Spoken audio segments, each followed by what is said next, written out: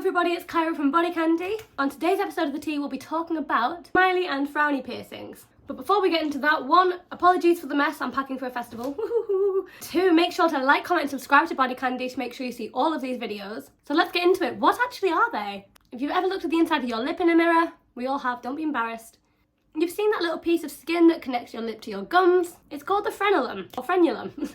So a smiley piercing is the piercing that goes through the top one. You've probably seen people when they smile, they have 2 little beads here. That's a smiley. And a frowny is the upside down one, so that is in the bottom lip. The smiley piercing is also sometimes called a scrumper, but let's not overcomplicate things, it's a smiley. So both require circular jewellery, normally a horseshoe, kind of like your septum piercing. Sometimes a captive bead ring is used. That being said, captive bead ring is not really appropriate for the long term, just with it kind of causing damage to your teeth and such. A fixed bead ring, a captive disc ring, or sometimes a seamless ring will be more appropriate for this piercing. None of these are completely without risk. Let's talk about dental issues. Any piercing that involves direct contact with your teeth is going to cause problems eventually. It might not be immediate. It can be receding gums or chipped teeth. But the constant contact of metal on mouth is something that you do need to be aware of. Full transparency, I had my smiley piercing, but I noticed it wasn't doing the best for my gums, so I took it out. I now have a Medusa and I'm not having any issues with it so far now that it's been downsized appropriately. Smiley and frowny piercings are no different because they actually sit directly on the teeth. Potentially expensive and painful end to both of those piercings. Piercing loss. This isn't fun.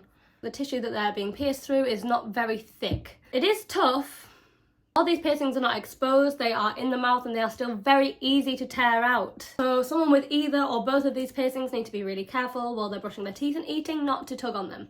So because of the thinness of the tissue where these piercings are, they are at a higher risk of rejection. This can lead to permanent damage of the tissue.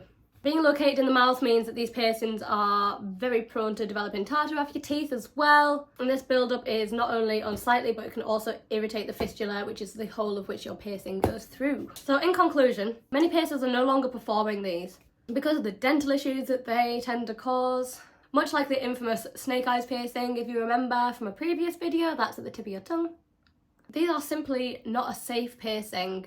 And people that continue to perform them without knowing all the risks are very ethically questionable. A quality piercer, remember, is someone that will turn down your money in order to keep you safe. As cute as they may look, smiley and frownies are definitely short-term piercings, and that is exactly what mine was. Your teeth are a lifetime investment. They're not worth sacrificing for a piercing that may damage them. There are a few piercings that we would strongly advise you avoid, but this is definitely one of them. Or if you are to get them, definitely prepare to go to the dentist quite a lot. That is all from me on this episode of The Tea. Thank you so much for watching. If you found this advice useful, please leave a comment down below and do not forget to subscribe to BodyCandy and pop on the notification bells. I'll see you later. Bye bye.